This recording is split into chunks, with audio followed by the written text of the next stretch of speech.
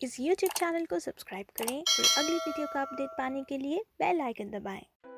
आज का हमारा विषय है गिल्लू, जो कि संचयन, जो कि पूरे पुस्तिका है 9वीं कक्षा की, उसमें से लिया गया है। गिल्लू महादेव वर्मा द्वारा लिखित मेरा परिवार में से चयनित है। ये एक संस्मरणात्मक गद्य रचना है।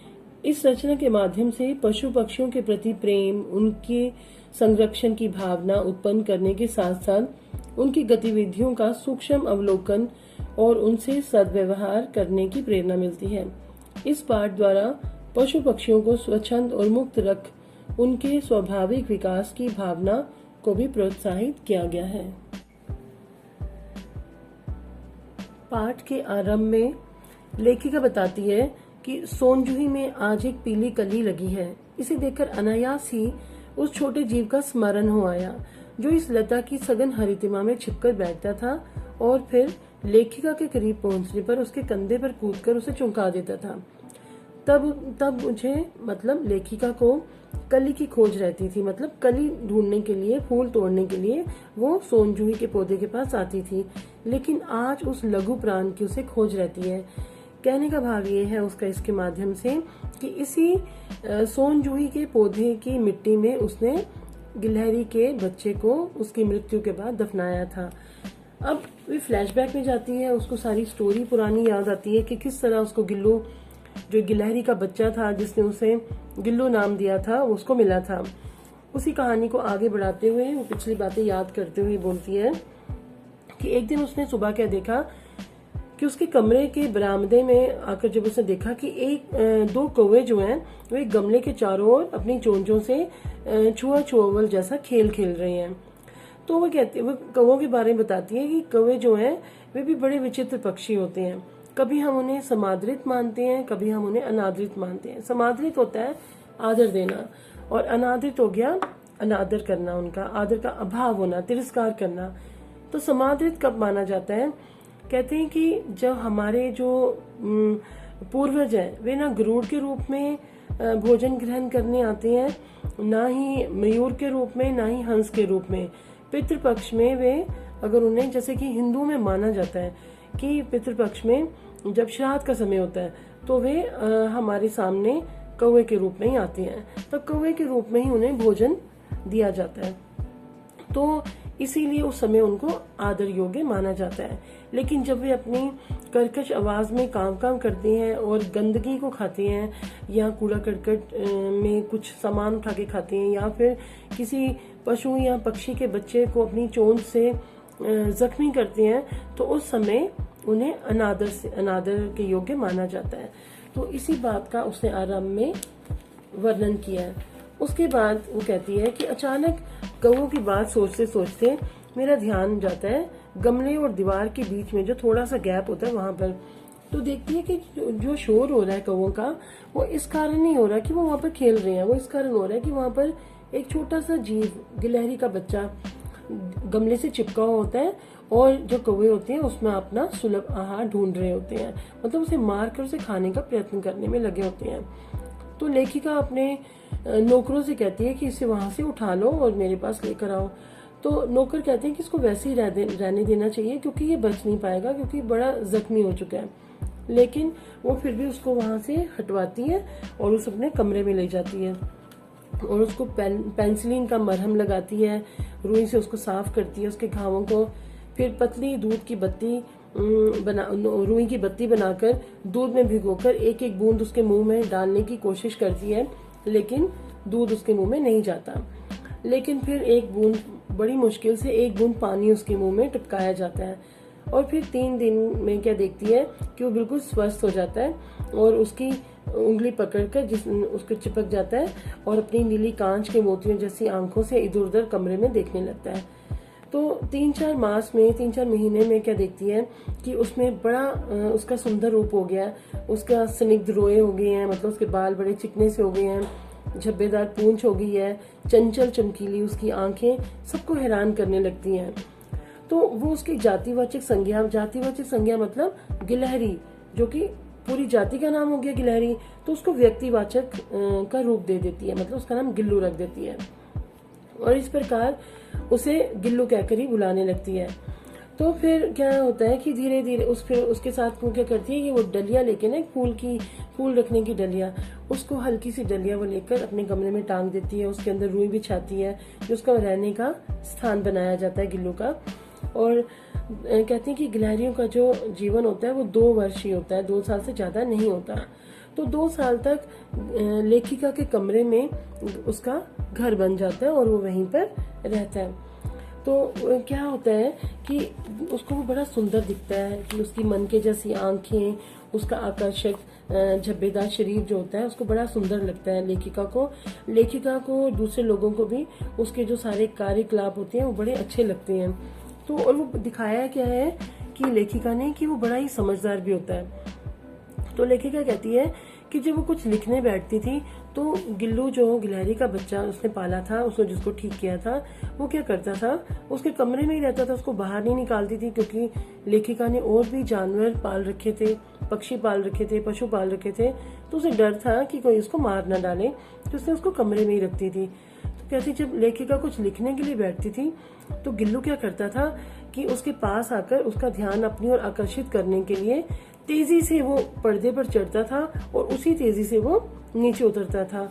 और ये तब तक करता रहता था जब तक कि लेखिका उसे उठा नहीं लेती थी। फिर लेखिका क्या करती थी कि उसको उठाकर एक लिफाफे में बंद कर देती थी और फिर उसके खाली 2 अगले पंजे और मुंह बाहर रखती थी, जिसमें कि वो घंटों उसी पोजीशन में खड़े रहकर दीवार के साथ सहारा लेकर खड़ा रहता था और अपनी चमकीली आंखों से लेखिका का सारा काम होते देखता रहता था। लेखिका पढ़ रही है, लिख रही है, कोई काम कर रही है, वो सारा देखता रहता था।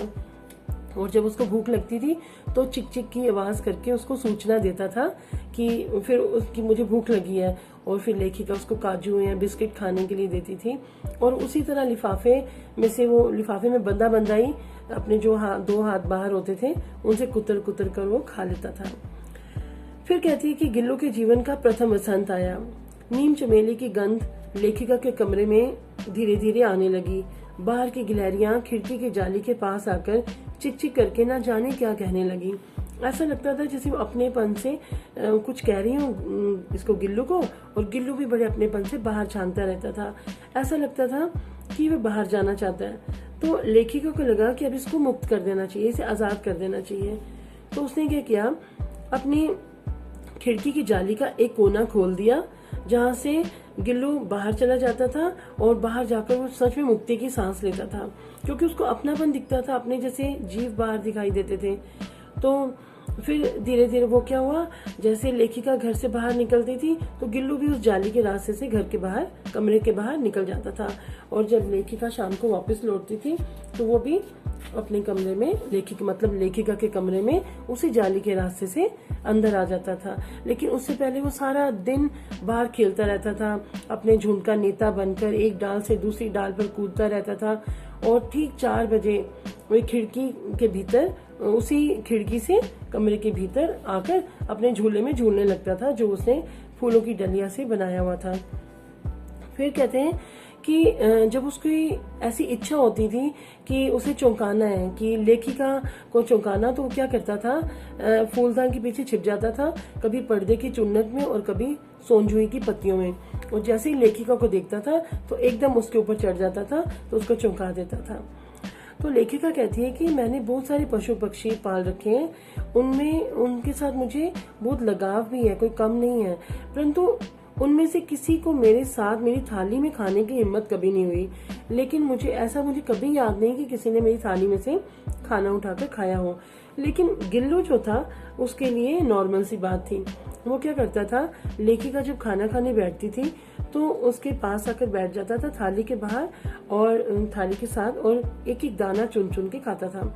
लेकिन ये जो हैबिट उसको हुई थी, ये लेखिका ने बड़ी मुश्किल से उसको सिखाई थी कि वे थाली के अंदर नहीं बैठेगा, थाली के बाहर बैठेगा और एक एक दाना आराम से चुन चुन के बड़ी सफाई से वो खाता था। कहते काजू जो था उसका प्रिय खाद्य था, और अगर कई दिन उसको काजू न मिलने पर भी कोई और खाना खाता ही नहीं था, सारा खाना नीचे फेंक देता था अपनी डलिया से कि मुझे काजू चाहिए। मतलब इस तरह से वो अपनी बात मनवाता था। और फिर क्या हुआ, एक दिन की लेखिका की मोटर दुर्घटना में आहत हो गई, उसे हॉस्पिटल में रहना पड़ा कुछ दिन।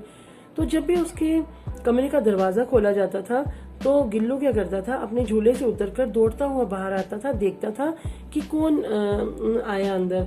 लेकिन वो जब लेखिका को नहीं पाता था वहां पर, तो वह फिर उदास हो जाता था, फिर जाके अपने झूले में बैठ जाता था। लेकिन जब अस्पताल से लेखिका वापस आती है और उसका झूला साफ करती है, जो उसने उसका घर बनाया होता है गिल्लू का, तो उसे ज्ञात होता है कि उसका जो प्रिय खाद्य था वो भी उसने बड़ा कम खाया था। कम इसलिए खाया था क्योंकि ये चीज बताती थी कि जो उसकी फेवरेट फूड था उसे कम खाया, मतलब उसको लेखिका की बड़ी याद आ रही थी और उसकी याद में ही वे खाना नहीं खाता था, ये कम खाता था। आगे लेखिका बताती है कि लेखिका की अस्वस्थता में वे तकिए पर सिरहाने बैठकर अपने नन्हे नन्हे पंजों से लेखिका के सिर और बालों को इतने होले होले सहलाता रहता था कि उसका हटना एक परिचारिका मतलब एक सेविका के हटने जैसा लगता था। कहती है आगे कि गर्मियों में जब लेखिका दोपहर को काम कर रही होती थी तो गिल्लू न बाहर जाता था न अपने झूले में बैठता था। उसने लेखिका के पास रहने का और गर्मी से बचने का एक बहुत ही अच्छा उपाय खोज निकाला था। वे लेखिका के पास रखी सुराही पर लेट जाता था। सुराही एक घड़े के समान होती है लेकिन उसकी गर्दन थोड़ी लंबी सी होती है, तो उस पर लेट जाता था। उसके ऊपर छोटा सा ढक्कन भी होता है मिट्टी का ही बना हुआ, उस पर लेट जाता था ताकि उसको ठंडक भी मिले और वो लेखिका के समीप भी रहे। तो गिलहरियों के जीवन की अवधि 2 वर्ष से अधिक नहीं होती, अतः गिल्लू की जीवन यात्रा का अंत आ ही गया। दिन भर उसने ना कुछ खाया ना बाहर गया। रात में अंत की यातना मतलब पीड़ा में भी वे अपने झूले से उतरकर लेखिका के बिस्तर पर आया और ठंडे पंजों से लेखिका की वही उंगली पकड़कर हाथ से चिपक गया जिसे उसने अपने बचपन की मरणासन स्थिति में पकड़ा था। जब लेखिका ने उसको बचाया था तो जिस उंगली के साथ वे चिपका था उसकी, उसी के साथ वो दोबारा चिपक गया। पंजे इतने ठंडे हो रहे थे कि लेखिका ने जागकर जल्दी से हीटर जलाया और उसे उष्णता मतलब गर्मी देने का प्रयत्न किया, परंतु प्रभात की प्रथम किरण के स्पर्श के साथ ही वे किसी और जीवन में जागने के लिए सो गया। उसका झूला उतार कर रख दिया गया और खिड़की की जाली बंद कर दी गई है, परंतु गिलहरियों की नई पीढ़ी जाली के उस पार चिक चिक करती ही रहती है और सोनजूही पर बसंत आता ही रहता है। सोनजूही की लता के नीचे गिल्लू को समाधि दी गई, इसलिए भी कि उसे वे लता सबसे अधिक प्रिय थी, इसलिए भी कि उस लघुघात मतलब उस छोटे शरीर को किसी वासंती दिन जूही के पिताब छोटे फूल में खिल जाने का विश्वास लेखिका को एक संतोष देता था। उसे लगता था कि ये जो सोनजूही का पौधा है जिसमें उसे खेलना, गिल्लू को खेलना बहुत अच्छा लगता था, शायद किसी दिन एक पीले फूल के रूप में वे जन्म लेकर उसको चमका देगा।